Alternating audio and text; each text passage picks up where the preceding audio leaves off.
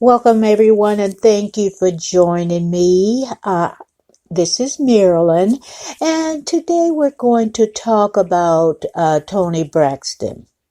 Before I get into the main topic, I just want to talk about her losing her engagement ring.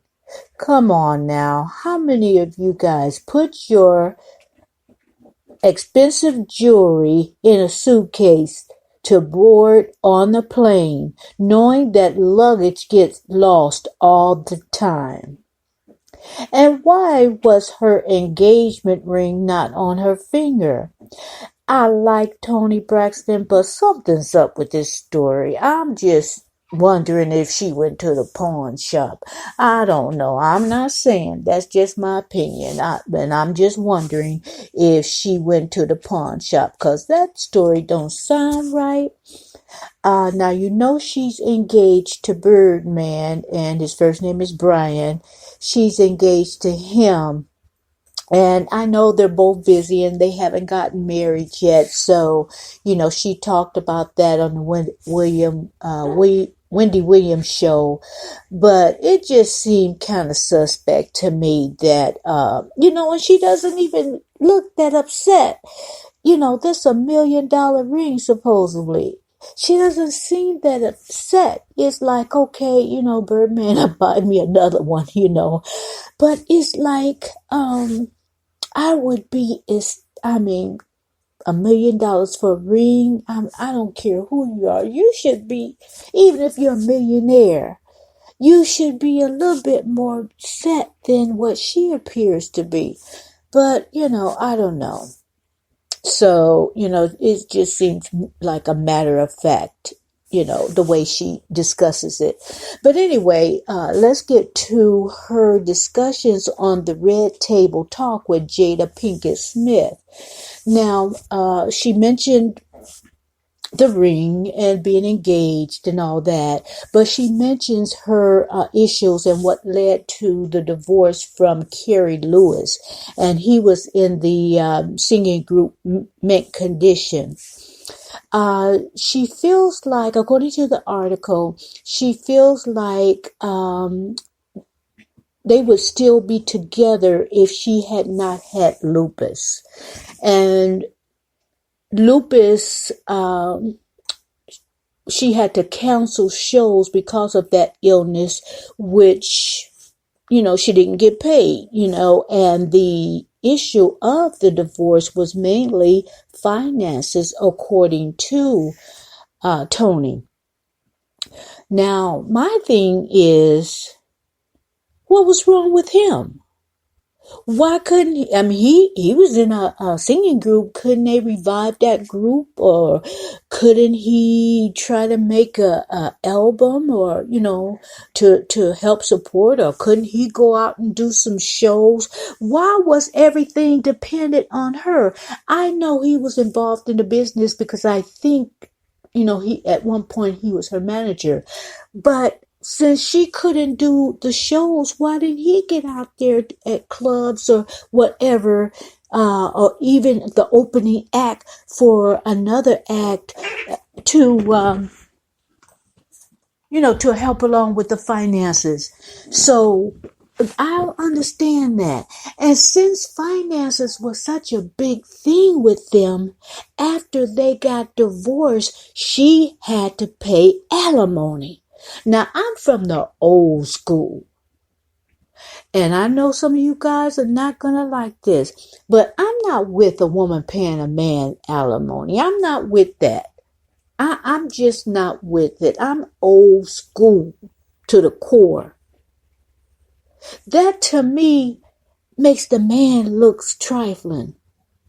I know that Mary J. Blige, oh gosh, when they were going through their divorce, she had to pay him. I don't know how much Toni was paying her husband, keri-lewis, but if I'm not mistaken, Mary J is paying like $30,000 plus a month.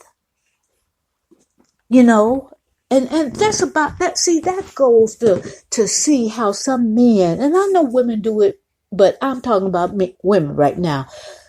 Men right now, they marry people for the come up. Those men married those women like Toni, like Mary J. Blige for the come up. They did, to me, my opinion. So to me, it just makes them look trifling. I know when I went to see Mary J's concert. Oh, and you know Mary J, she tells a lot of her life in her songs.